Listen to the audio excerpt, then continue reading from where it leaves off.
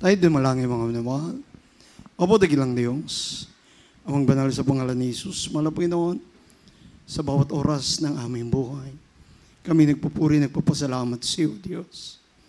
Sa dakilang biyaya na isang pribileyo na ipinagkakaloob mo sa amin. Na ikaw ay sambahin sa Espiritu at katotohanan sa lugar na ito. Maraming salamat, mahal na Panginoon, sa mga buhay na patuto, sa mga witi ng choir, sa pagbibigay na binabalik mo sa amin ng bilyon-bilyon beses, O God. Narito kami, mahal na Panginoon, muli upang pakinggan ang iyong salita, mahal na Panginoon. Sa gana akin, wala akong magagawa, O Diyos. Bigyan mo ako ng malinis na puso. Patawarin mo ako sa aking kasalanan. Maging daluyan nawa ako ng pagpapalang espiritual sa mga oras na ito, maging sa ating mga kapatid, sa baguhan, manod at ihan. Ipaunawa mo, mahal na Panginoon, ang iyong salita. Sa pangalan ni Jesus, I bind the power of darkness, unbelieving doubts. I command you cast out in Jesus' name. Amen and amen. Praise the Lord. At magsabi, praise the Lord. Amen. Praise God. Unang-una ako'y nagbibigay na mataas na pagpupuri, pagluluwalhati, pagdadakila, pagpapasalamat sa ating Diyos na buhay, sa ating pinakamamahal na Panginoon Jesucristo po lamang. At doble paggalang at respeto sa tao ng Diyos, sa ating beloved Honorable Pastor Evangelist Willie Estrada Almeda, the entire prophet of living God. Amen, praise the Lord. At di natin malilimutan, tuwang turo at aral na iniwan sa atin natin beloved Assistant Pastor Lina C. Almeda. Amen, ating beloved Mama Dear, maging na kanilang mga beloved Almeda children, sa kanilang mga apo, manugang, great-grandson, amen. Maging sa ating mga beloved minister, amen. Magandang tanghali po dito po sa dako ng Rosario, Batangas Outreach, amen. Maging sa ating beloved ordained preachers, elder of the church, choir, maging sa ating mga instrumentalists, dyan sa control, sa ating mga kapatiran, amen. Sa ating adult choir, finance choir, youth choir, children's choir, amen. Magandang tanghali po sa inyo lahat, maging sa ating viewer, amen, sa ating mga tagapakinig dyan sa online, amen. Praise the Lord. Magandang tanghali po, maging sa aking pamilya, sa aking mga bahay, amen. Praise the Lord. Alam niyo mga minamahal, kung ating sisilipin, amen, sa ngayon, di ba, nakalagay Happy Father's Day sa ating beloved Honorable Pastor Evangelist Willie Estrada Almeda. Happy Father's Day po, beloved Pastor, maging sa ating beloved mga minister, magmula sa ating beloved Minister Pogues, amen, beloved June, amen, hanggang sa katapusan natin mga ministers sa church, amen. Happy Father's Day po sa inyo lahat. Sa ating mga kapitid, mga minamahal, kung ating sisilipin, yung ating mga ama ng tahanan, amen. Alam nyo yung ating mga ama, kung tutusin, ito hindi alam to ng mga anak eh. Ang alam lamang ng anak, amen, gumanon sa tatay, tay pengi, tay kailangan ko nito. Ito, ganito, ganon. Pero kung tutusin, sasabihin ko sa inyo, mapalad kayo mga minamahal, sapagkat ang inyong mga ama, sa ngayon, inyong mga tatay, mga daddy, mga papa, ay naglilingkod sa Diyos. Amen? Ako nga naalala ko, yung kalokohan ko, yung kamalian ko, dahil yung tatay ko, noon, hindi ako naging mabuting anak sa kanya eh. Oo, puro kasi mali yung ginawa ko. Kahit nag-aaral, kahit pinag-aaral niya ako, kahit hingi ako ng hingi, binibigyan pa rin ako noon. Oo, kahit galit na yon. Ganun yung ama. Amen? Yung tunay na tatay, hindi niya pinapansin kung ano yung nararamdaman niya para sa anak niya, kung siya'y nasasaktan o ano. Basta ang mahalaga, masaya yung kanyang anak. Amen? Ganun yung ama. Pinapasan lahat, yung tatay, yung papa, yung tatay at papa, pinapasan yung daddy, pinapasan niya yung problema. Pag nakaharap yung magulang mo sa iyo, striktong mukha, matigas sa mukha, hindi nasasaktan, pero pag talikod sa iyo niya bilang anak, nasasaktan yan. Amen? Lumuluha yan. Bakit? Naawa siya sa iyo. Wala siyang maibigay, pero naawa siya sa iyo. Ganun yung mga ama. Ang ama kasi, mga minamahal, malawak ang pag-ibig, ang pangunawa. Akala mo matapang yan? Hindi. Akala mo stricto yan sa iyo? Hindi. Akala mo pinapagalitan ka yan? Hindi. Tinuturuan ka yan para matuto ka sa buhay mo. Pero hindi yan ang ating talakay. Narito na tayo. Ang ating talakay, mga minamahal, kapag walang crushing of faith, walang anointing. Ibig sabihin na crushing yun. Kinakrush, dinudurog. Amen? Kasi yung bilang mananampalataya, mga minamahal, dumaraan tayo doon sa tinatawag na paglilinis. Amen? Na minsan, hindi natin kaya, minsan nanlulupay-bay tayo, pero hindi, mga minamahal. Buksan muna natin yung nangyari sa mahal na Panginoon Jesucristo. Ang mahal na Panginoon Jesucristo, tingnan nyo, as a human being, gumigising siya ng alas 3 ng umaga. Bakit ko nalaman alas 3? Kasi kalaliman ng gabi. Amen? Isa siguro, alas 2 yun, o alauna. Gigising siya, anong gagawin ng mahal na Panginoon? Doon sa Garden of Gethsemane. Nakaluhod, mga minamahal. Umiiyak sa Diyos. Amen? Humihingi siya ng gabay. Ipinapanalangin niya yung magiging mga anak ng Diyos. Amen? Bago pa yung kanyang sarili. Anong sabi niya? Lumagpas nawa sa akin ang sarong ito, yung paghihirap na dadanasin niya. Hinihingi niya sa Diyos na malagpasan o lumagpas sa kanya. Hinihingi niya. Pero anong sabi niya? As a human being, wag nawa ang akin na masunod, yung sayo. Yung iyong kalooban na masunod, mahal na Panginoon. Minsan, as a human being, nagagawa natin to eh. Lord, itong gusto ko eh. Amen? Amen? Pipilit natin sa Diyos. Hindi, Lord, ito, mag-aayuno ka pa. Amen? Mali po yung gano'n, mga minamahal. Ibigay natin sa Diyos kung ano yung nais niya sa ating pananampalataya upang maging tagumpay tayong lahat. Amen? Kasi minsan yung Kristiyano, mga minamahal, humahakbang bilang Kanya, hindi bilang sa Diyos. Ang anak ng Diyos, humahakbang, katulad ngayon, anak tayo lahat ng Diyos. Tinanggap natin na mahal pa yun, di ba? So, siya na yung nabubuhay sa atin. Yung Galatians 2:20, siya na yung nabubuhay sa atin. So, ibig sabihin, siya na yung gagawa para sa iyo. Amen? Bagamat may gusto ka, isasangguni mo lagi sa Diyos. Amen? Kasi yung pag kinakrush na yung faith mo, dinudurog na yung faith mo, lahat mararamdaman mo. Lahat ng trials. Pag nag-iisa ka na, nandyan na yung struggle mo. Pero ang Diyos, hindi ka iiwan. Minsan, ang Kristiyano, pag matagal na sa mahal na Panginoon, akala niya wala yung Diyos sa tabi niya. Akala niya iniwan na siya. Hindi, mga minamahal. Pinabayaan ka ng mahal na Panginoon lumakad, mag-isa. Pero siya'y nakatingin sa'yo. Hindi tayo pababayaan ng Diyos. Amen? Yan, kita mo nangyari doon sa ating beloved parents in the Lord, di ba? Nandun yung paghihirap. Lahat. Kawalan. Bago maitayo ang iglesia ng Diyos. Ang tunay na Church of the Living God sa panahon natin, dinanas nila lahat para sa atin. Pero anong pagpapala na malagpasan nila? Kasi once na ma-overcome natin yung pagdurog sa atin ng kalaban ng Diyos, grabing anointing para sa atin. Amen? Ia-anoint ka ng Diyos sa lahat ng iyong gagawin, kikilos ang kapangyarihan ng Diyos. Kasama mo siya. Amen? Tingnan natin mga minamahal. Magbasa muna tayo ng isang talata. Dalawa. Mateo Kapitulo 26, versikulo 39, sundan ng Hebreo 5:7.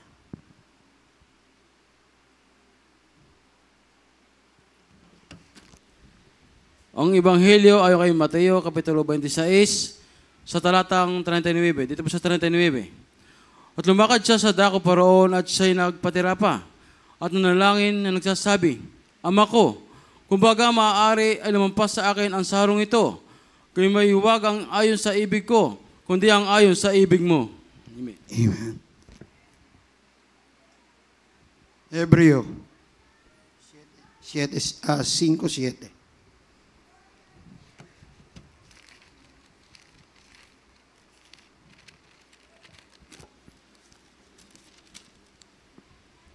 Ang sulat sa mga Hebreo Kapitulo 5 sa talatang 7.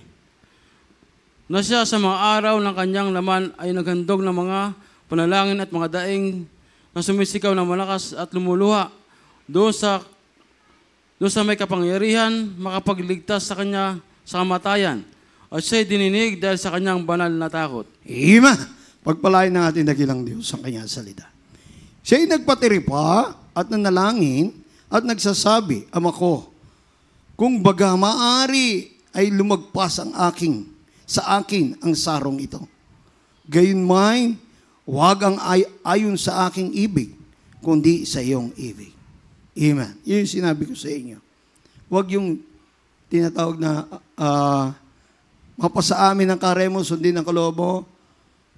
Sabi natin sa prayer, di ba? Mapasa amin ang karemo, sundin ang kalooban mo. Hindi ang kalooban natin. Amen? Amen?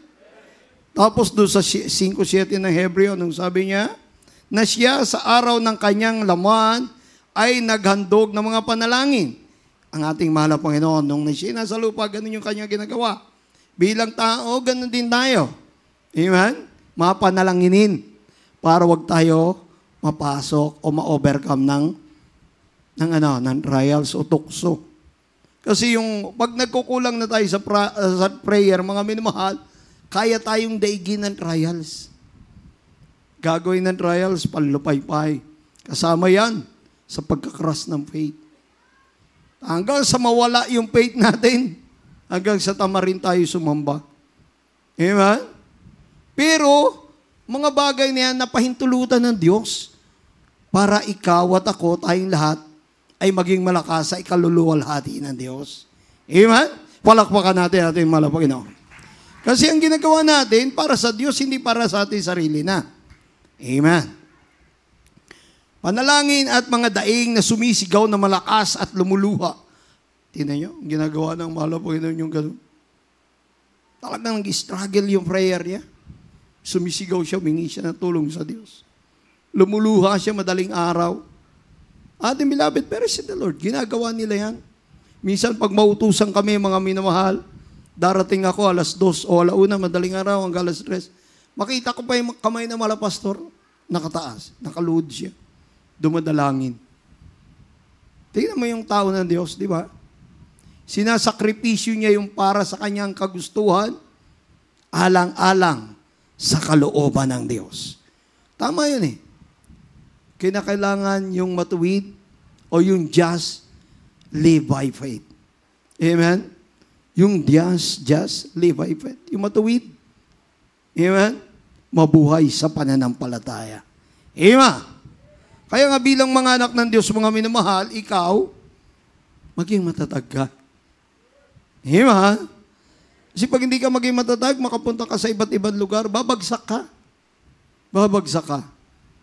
Yung matatag, nakakarating doon, bumabagsak, pero bumabangon. Ayaw kasi nung matatag na siya'y matalo. Amen? Sino bang anak ng Diyos ang gusto'y talunan? Magsabi, praise the Lord. O wala. Ang gusto na anak ng Diyos, lagi siyang nananalo para sa kalooban ng Diyos at sa kalulatian ng Diyos. Kasi tayo yung na kay Kristo eh. Pag tayo na naig sa trials, higit na malakas yun na sa atin eh, di ba? Pag tayo na naig sa trials, nasa talampakan natin ang kalaban ng Diyos.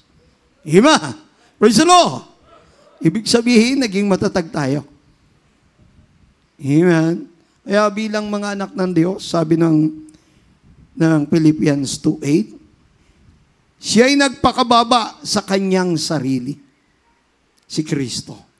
Ganon din yung anak ng Diyos. Hindi pwede magmataas. Amen? Maging sa magulang, sa kapatid, sa kapwa mananampalataya, o matanda sa iglesia. Hindi pwede magmataas. Amen? Laging nagpapakumbaba. Amen? Praise the Lord. Kung maalala niyo mga minamahal, yung olive tree, di ba yung olive tree nagpo-produce ng ano? Olive fruit.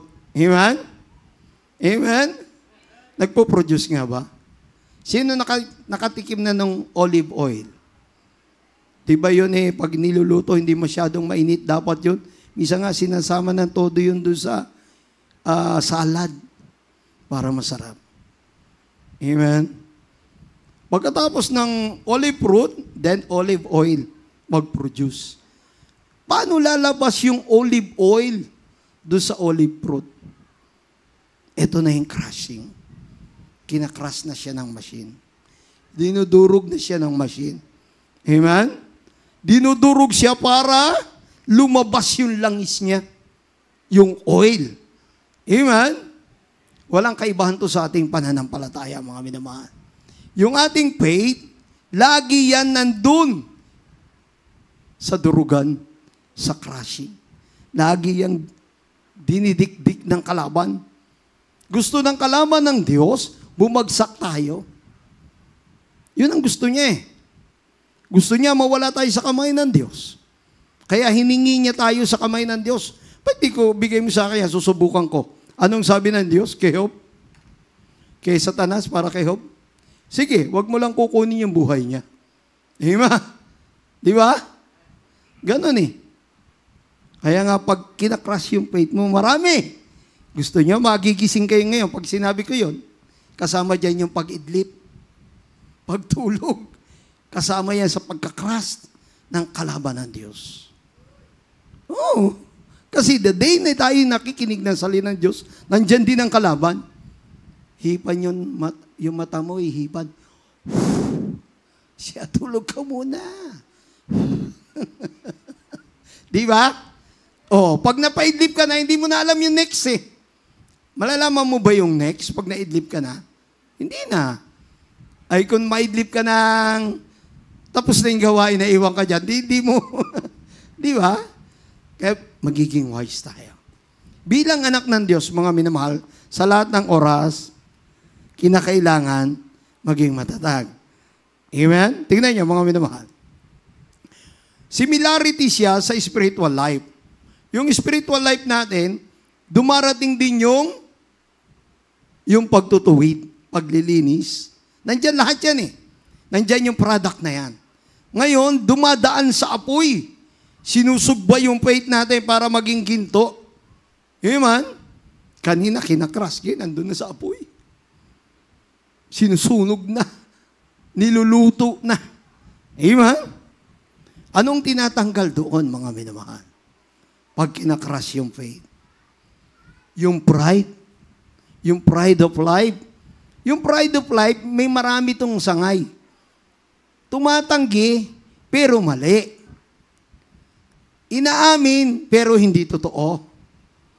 Nakaharap, pero hindi totoo. Tinatanggap niyang pagkakamali niya, pero deep inside, wala sa kanyang kalooban. Nakuha niyo? Tapos, yung isa, pagdurog ng pride. Yung pagdurog ng pride, ang tamang pagdurog ng pride, aminin mo yung pagkakamali mo, lumuhod ka sa Diyos, at tingin mo sa Diyos ang patnubay. Amen? Ganon kasi ayaw ng Diyos na ang iyong pride mangingibabaw sa'yo. Ayaw niya maging palalo ka Amen? Sino bang gustong ng Diyos na maging palalo ang bawat isa sa atin? Ayaw niya. Kaya tayo mga minamahal, ang gagawin lang natin, pakumbaba lagi sa Diyos. Sa lahat ng bagay, paano? I-deny mo yung self mo. Kalimutan mo kung anong klase kang tao. Kung ikaw ay attorney, teacher, abogado, ano pa, professional ka man, kahit anong profesyon mo, kalimutan mo. Kasi hindi tatanungin sa langit yun. Ang tatanungin sa langit kung ikaw ay nakasunod sa kalooban ng Diyos. Dito lang yung profesyon Yung profesyon, dito lang. Yung kakayanan mo, yung karunungan mo, dito lang yan.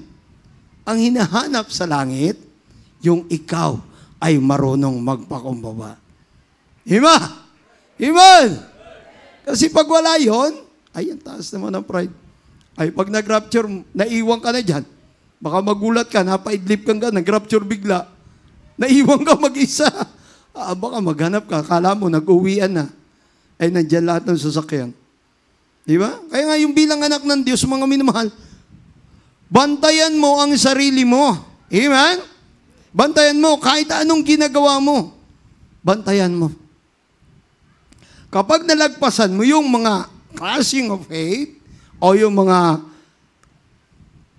sa apoy na sinusunog, yung iyong pananampalataya, ginagawang ginto, pag nalakalagpas ka dyan, grabing anointing ang bibigay sa'yo ng Diyos. Kaya pag gusto mo nang maging anointed singer ka, magpakumbaba ka sa Diyos. Hayaan mo ang Diyos ang gumawa para sa'yo sa mga trials na yan. Hayaan mong ang Diyos ang maging matagumpay sa iyong buhay. Amen? Kahit sino mga minamahal, even us. Even mga ngaral ng Diyos, maging mga manggagawa ng Diyos. Para gusto mo maging anointing ka sa lahat ng bagay, anointed ka sa Diyos. Hayaan mong ikaw ay makatikim ng pagsubok. Amen? Hayaan mong subukan ka ng Diyos hanggang makilala mo kung sino ka.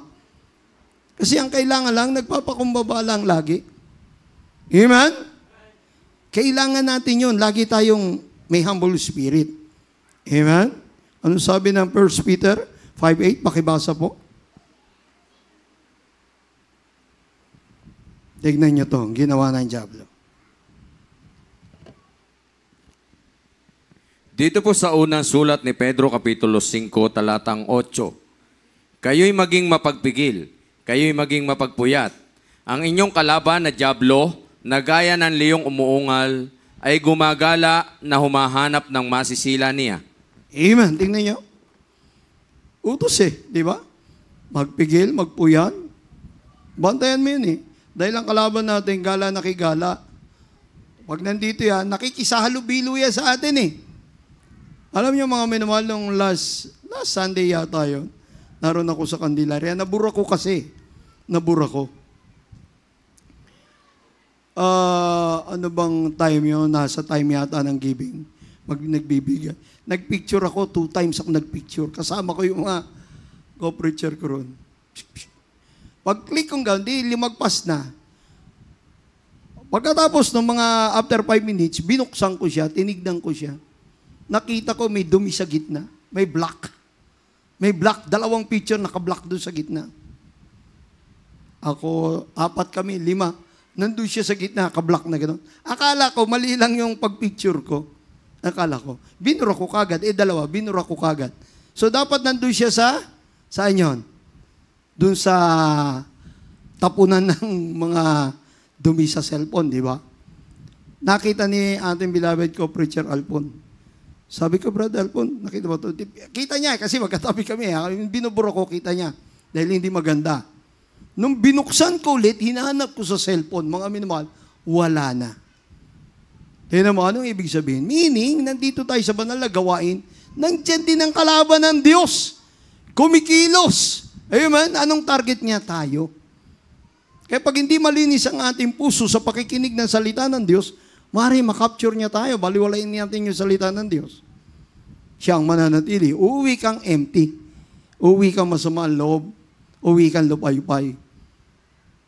Tapos sa susunod, di ka na makakasamba. Kasi ayaw mo na nakapasok na yung gawa ng kasalanan. Amen? Kaya bantayan natin mga minamahal. Ang kalaban natin, hindi natutulog yan. 24/7 niya, maraming nagro-rotation talaga ng todo yan para sa bawat isa. Ang hanap niya, magkasala tayo. Bagos ang gawin natin mga minamahal, pag dumadating yung mga ganun trials, magpasalamat tayo sa Diyos. Paano magpapasalamat? Sumamba ng sumamba, magpuri na magpuri. Amen? Amen? Kasi yung crushing of faith, ikaw na yun. Ikaw na yun naagawin ka na sa kamay ng Diyos. Kaya kinakailangan naroon ka. Bagamat ikaw ay sinusubukan, naroon ang iyong pagpapasalamat sa Diyos. Sumisigaw ka sa Diyos, Lord, maraming salamat. Karapat dapat nawa ako sa mga nangyayari sa akin. Diba? Kasi yung anak ng Diyos, mga minamahal, habang tumatagal, tumatanda na sa mahal na Panginoon, imbis na maging matatag, lalong bumabagsak sa kamay ng Diyos. Nawawala. Ano sabi ng Biblia? It's a fearful things, Paul, mahulog sa kamay ng Diyos. Kaya hindik-hindik na bagay ang mahulog sa kamay ng Diyos. Yun ang babantayan natin.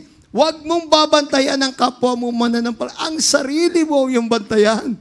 Amen? Baka mamaya naglalakad ka, kapahamakan pala. Praise the Lord! Kaya nga maging handa tayo, mga minamahal. Pag nalagpasan natin yung ganon pangyayari, ikaw mismo, mararamdaman mo yung anointing ng Diyos sa'yo. Amen? Pag magsasalita ka, lalabas ang kapangyarihan ng Diyos. Iaanoin ka niya, magiging pagpapala ka sa ibang tao. Alam niyo, nakakaramdam ng anointing? Yung mga sanlibutan? Kasi tayo, normal na lang sa atin eh. Pero yung sanlibutan, pag doon ka nagsalita, grabe, para kang propeta. Tulad ng mother ko nung una, siguro, mga 4 na buwan pa lang yata ako sa mahal na Panginoon. Pag sinisharean ko, sabi ng mother ko, para kang propeta, ano ba yung sinasabi mo? Nakakayanig. Sabi nga, hindi ko matarok ang sinasabi mo. Saan mo ba kinuha yun? Sabi niya sa akin. Kaya nga, yung sanlibutan, mga minamahal, alipin ng kasalanan. Tayo, alipin ng katwiran ni Kristo. Amen? Praise the Lord. Lahat magsabi, praise the Lord. Kaya panghawakan natin to. Huwag nating hayaan mawala. Matthew 26:42. Kasi magiging benefit sa ating spiritual life yun eh. Pag naka-overcome tayo sa trials. Amen? Praise the Lord. Pakibasa mo.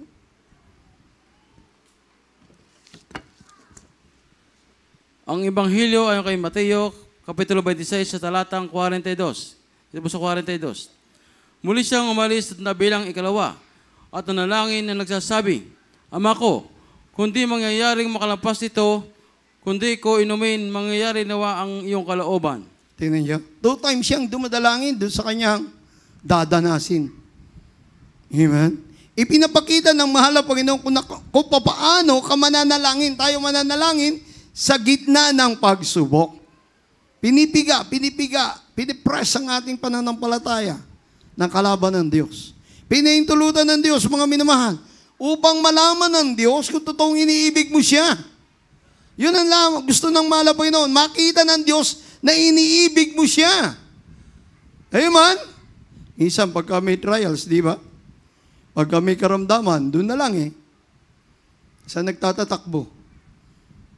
Kaya nga dito, mga minamahal, di ba, sabi natin, pagka tayo magmasiling, manampalataya ka, magsisi. Diyan pa lang, pagalingin ka na ng Diyos, di ka na ililihans. Di ba marami sa crusade?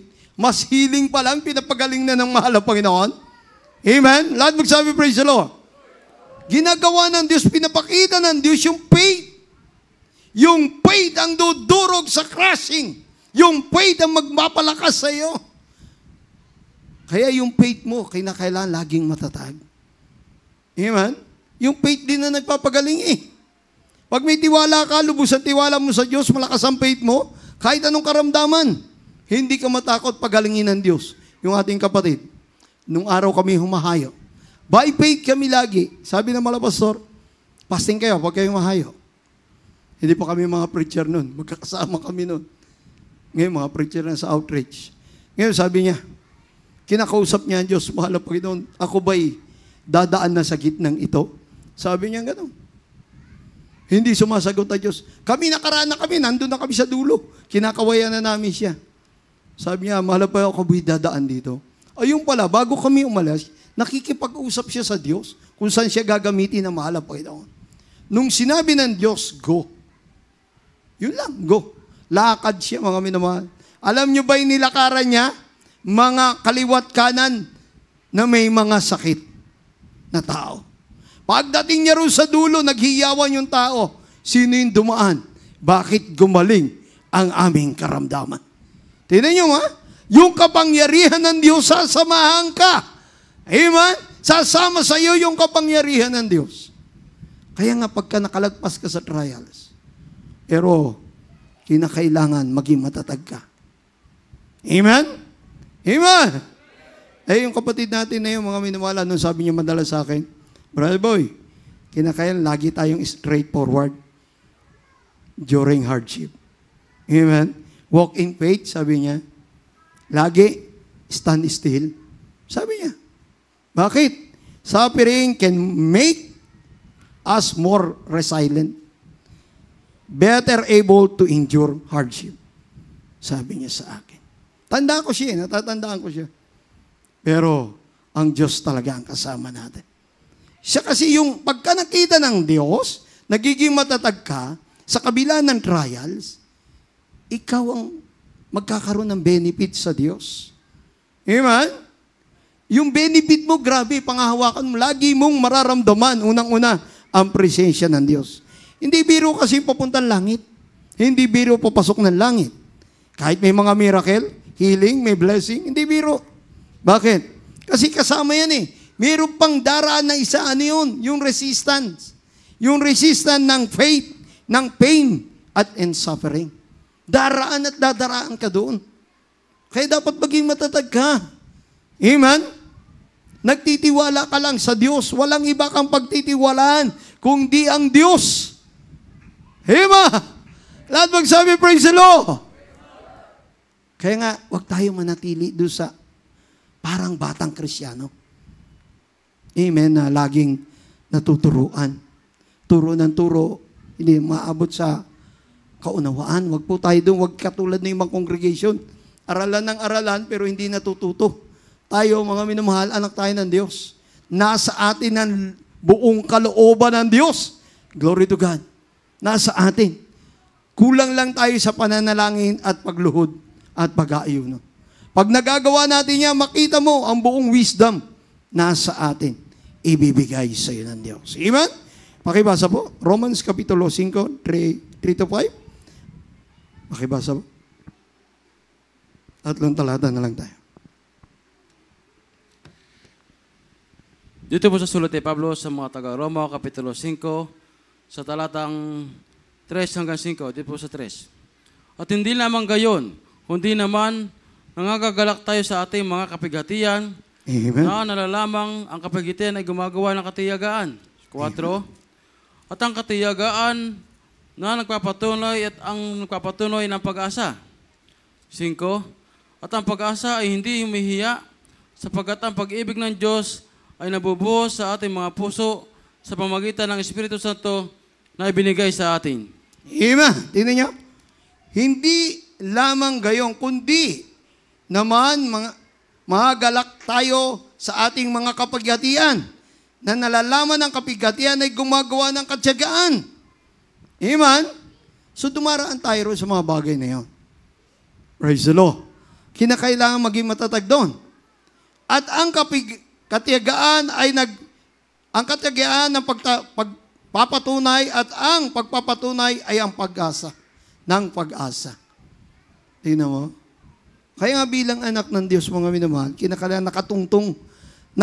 Yung faith natin, mga minamahal, hindi pwedeng matinag. Hindi pwedeng mapunta sa kaliwa, hindi pwedeng mapunta sa kanan. Steadfast yung faith mo. Kung ang faith mo 100%, maganda. Kung ang faith mo 99%, maganda. Huwag lang maging 10%. Amen? Amen! Kasi pag mataas ang faith mo, meaning malakas ka. Habang malakas ka, gawin mo ang kalooban ng Diyos. Amen. Praise the Lord. Anong sabi? But also to do suffer for His sake. Yung kakatikim talaga tayo ng suffering para sa kay Kristo eh. Makakatikim talaga tayo. Hindi maring hindi. Para lang patunayan sa iyo ng Diyos at patunayan mo rin sa Diyos na iniibig mo siya. Amen? Kaya nga sabi ng Roma 8:9, pakibasa Roma 8:28 pala.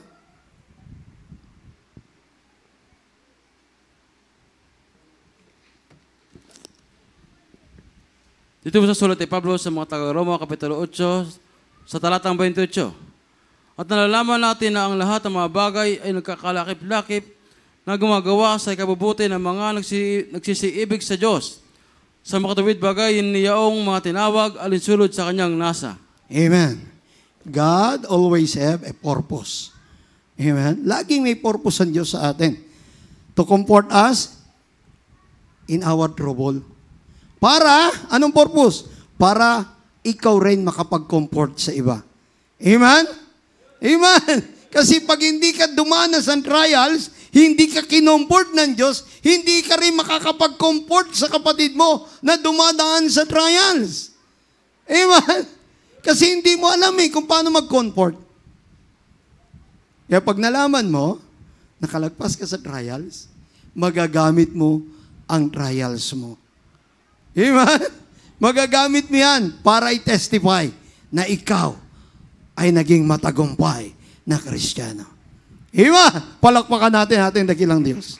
Philippians 1:29. Yung iba naman magbasa.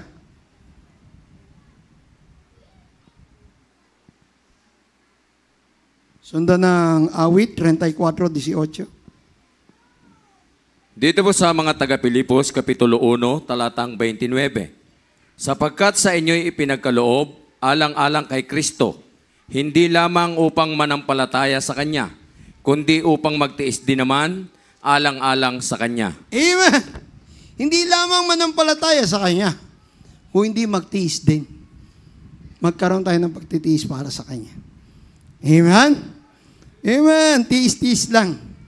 Konti na lang, konting-konti na lang. Then yung ilang taon na yung mga iba rito, siguro meron ng 30 taon yung iba. Amen? Di ba? Hindi naman magtatagal yan ng ganyan kung walang makitang mabuti na pagpapala na nararamdaman nila. Amen? Kasi hindi ka tatagal sa isang gawain. Sa ibang gawain, mga minamahal, wala pa isang taon, hindi mo na makita. Pag makita mo, sa libutan na rin. Tatawa-tawa na lang sa'yo. Sa ibang gawain. Kaya mapala tayo. Praise the Lord! Huling talata. Huling talata. 34:18 ng mga awit. Handa na po tayo sa ating mga pawit. Saklat mo ng mga awit, Kapitulo 34, talatang 18. Ang Panginoon ay malapit sa kanila na may bagbag na puso at inililigtas ang mga may pagsisising diwa. Amen. Ganun ang Diyos. Ang Panginoon ay malapit sa kanila. Sa kanila. Sa may bagbag na puso. At inililigtas ang may mga pagsisising diwa. Kinakailangan lagi tayo nagsisisi. Humingi ng tawad sa Diyos. Nagmamakaawa. Amen. Praise the Lord. Pasensya na kayo. Medyo napahaba tayo ng konti. Ano? Tayo po lahat ay umawit. Mag-alay tayo na awit sa malabay na. Kasi ang gusto ng Diyos, mga minal, maging matatag ka. Ayaw ng Diyos na ikaw, tayo ay bumagsak, baguhan o datihan. Ang nais ng Diyos, maging matatag sa paglilingkod sa Diyos. Amen. Awitan natin ating mahal na Panginoon. God is good, amen.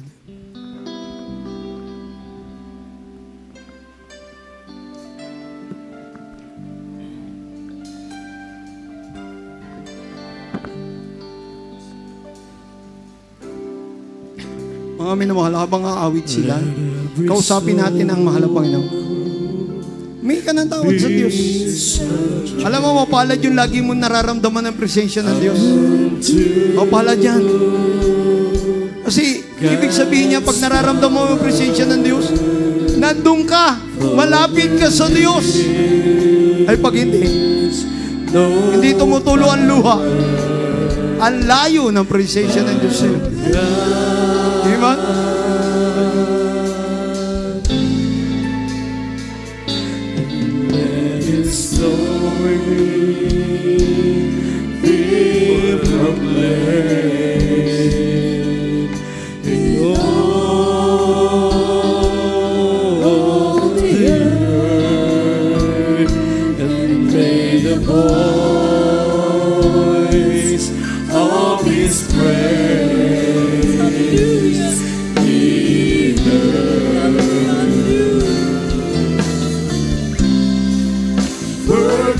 Is good in my life, and never go to praise Him with devotion. It's all that I can do to search His word forever until the end of time. The goodness of God in my life makes me a happy Christian.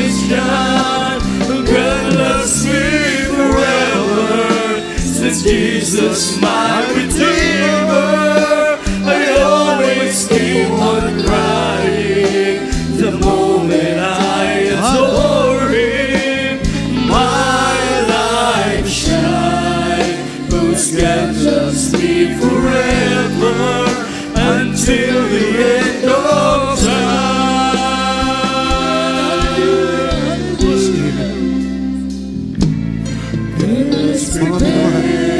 Aming iniibig na kapatiran. O sabi po natin ating mahal ang Panginoon, humingi tayo lagi ng kalakasan sa Kanya. And faithful servant, Maraming salamat, Panginoon. there's no sorrow nor pain. Maraming salamat, Diyos. Sa bawat dinalaman natin, ngayong magbibigyan ng maraming salamat sa iyo. Let every soul Sa lugar na ito na pinupuri ka namin, sinasama sa Espiritu. Thank you, Jesus. the days of your life, Lord Jesus, coming like a thief in the night.